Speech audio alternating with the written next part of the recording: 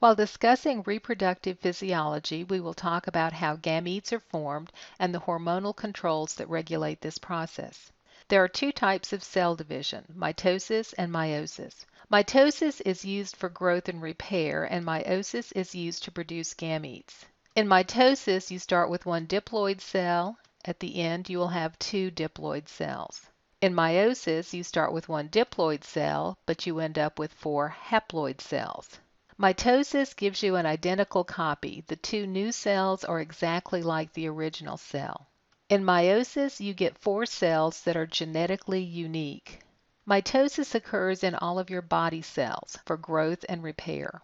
Meiosis occurs only in the reproductive organs. It produces the gametes, the eggs and the sperm. So with mitosis, we start with our original cell. We replicate chromosomes. This is the very first stage, prophase. We line the chromosomes up, we separate them out, and we end up with two cells with the same chromosome number and type as the original cell. We started with a diploid cell, we end up with a diploid cell. Meiosis is a two-phase process. We still replicate the chromosomes, but we line up what we call the analogous chromosomes first and separate them. Then in the second stage of meiosis, we separate those replicated chromosomes. Notice that we end up with four cells at the end, each with only half of the chromosomes as the original cell, and with one of each chromosome type. Gametogenesis is the production of reproductive cells via meiosis. Oogenesis produces oocytes or eggs. Spermatogenesis produces structures called spermatids. Spermiogenesis modify the spermatids to spermatozoa. Spermatogenesis occurs in the seminiferous tubules, so we have several cell layers from the outside of the tube all the way to the lumen of the tube. On the very edge are the diploid spermatogonia. These are the cells that are going to undergo meiosis. As they migrate toward the lumen, they undergo meiosis, and we end up with haploid spermatids. Now these spermatids have to undergo spermiogenesis in order to become motile spermatozoa. Spermiogenesis involves stripping away the cytoplasm, getting the mitochondria all lined up here, getting a flagellum, and basically stripping this down to a nucleus with a little protective cap on it. Here is the midpiece that contains the mitochondria to provide the energy for the swimming and the movement of the tail. Basically, this is simply a delivery system of the 23 chromosomes that the male will contribute to the new individual.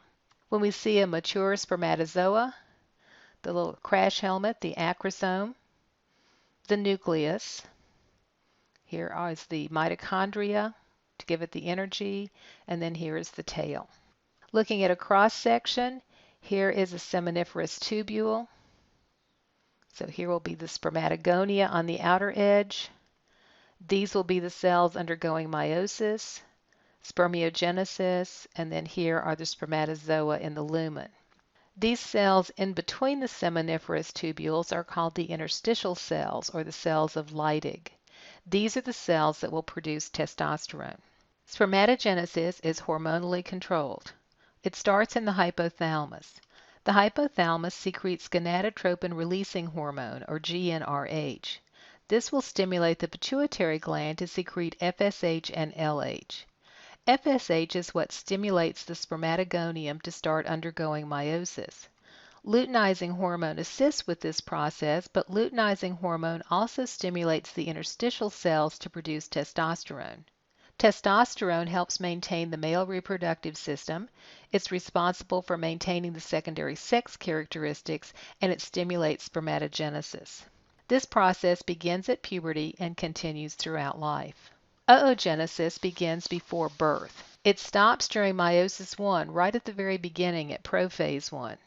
Then it restarts at puberty, but only one cell each month begins the process again. The cell finishes meiosis 1 and starts meiosis 2, but stops at metaphase 2. At metaphase 2 is when ovulation will occur. Every division of the cell during oogenesis results in uneven distribution of cytoplasm. This means that one cell is large and the other cell is very small. It gets a minimal amount of cytoplasm. These small cells are called polar bodies and they are non-functional. Meiosis II completes in the ovum only if fertilization occurs. Here are the events of oogenesis. Now we can look at them at a cellular level. But each one of these oogonium, each one of these stem cells, is in the ovaries surrounded by a protective group of cells called the follicle cells. So we have these follicles that are developing in the ovaries. Before birth, we have all of the oogonium ready to go. We have what's called the primary oocyte. In infancy and childhood, the ovary is functionally inactive. The primary oocyte began division before birth, but was arrested in prophase 1. So these are what are present at birth, these partially developed primary oocytes. At puberty, when hormones begin regulating this, one ovum is selected each month. One follicle is selected to go through further development. So we complete meiosis 1, and we get what's called a secondary oocyte. Now, because of the uneven division of cytoplasm, we get one polar body, and we get one secondary oocyte. Now this only goes partway through meiosis 2. It stops in metaphase 2. We're not sure the fate of this first polar body, if it goes ahead and completes meiosis 2 or not. It could, and that would give us two polar bodies on this side, but the polar bodies are non-functional. It is this secondary oocyte that is released at ovulation. It is not a completely developed oocyte yet. Now, if sperm penetrates it, this will stimulate the final bits of meiosis. We'll get our second polar body. We will get an oocyte, and the nucleus of the sperm will unite with the nucleus of the ovum almost immediately. The follicular cells that are left behind after ovulation develop into something called a corpus luteum. Eventually, this degenerates. So here we see a follicle. Here is the ovum. There's the nucleus of it. These cells protecting the ovum are called the follicular cells.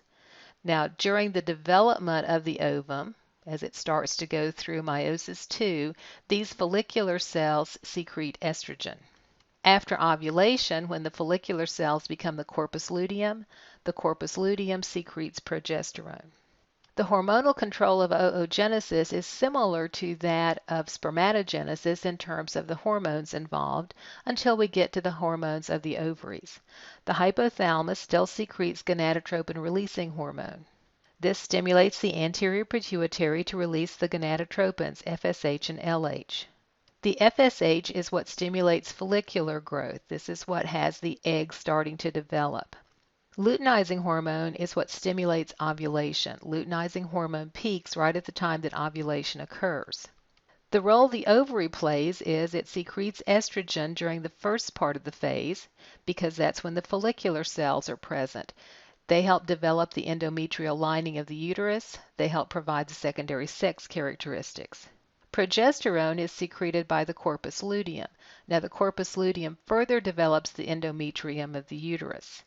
If these hormones decline naturally, the endometrium dies and is shed in the menstrual flow.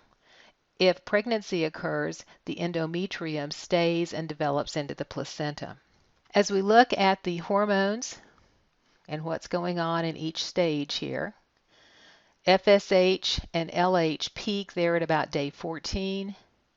As we have the follicle developing, we're getting more and more follicular cells, so we have the estrogens peak just before ovulation.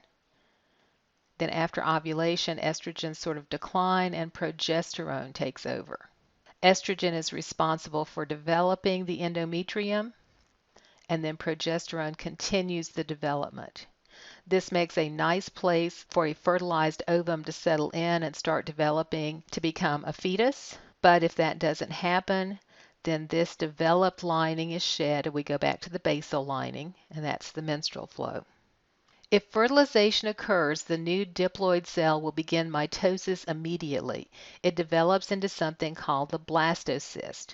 Now, fertilization typically occurs in about the first third of the fallopian tube, so that by the time the new little cell gets down here, it's already developed into a ball of cells. The trophoblast is what makes it to the uterus, and it is what embeds itself in that endometrial wall. The trophoblast will begin to secrete human chorionic gonadotropin, or HCG. The trophoblast cells of the blastocyst continue to secrete HCG. As the placenta develops, it picks up that job. HCG targets the corpus luteum to maintain progesterone levels. This is necessary to maintain the endometrium. If this does not occur, a miscarriage may occur. It is HCG that is detected in all of the pregnancy tests. Women have more body fat than men, and this is necessary. The normal body fat content should be 22 to 25%, 17% in a well-trained athlete. Women tend to have about 5% more body fat than men. Body fat is where some of the estrogen is stored. If low body fat is present, then circulating estrogen is reduced. This will reduce fertility. It will lead to bone mass loss and amenorrhea, or stopping of the menstrual flow.